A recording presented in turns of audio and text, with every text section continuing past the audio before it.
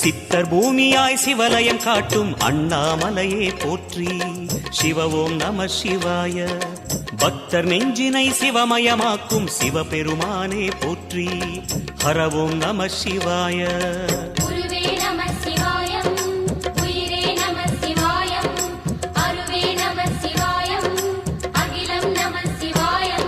நம சிவாய நம சிவாய ஓம் நம சிவாய. நம சிவாய நம சிவாய ஓம் நம சிவாய.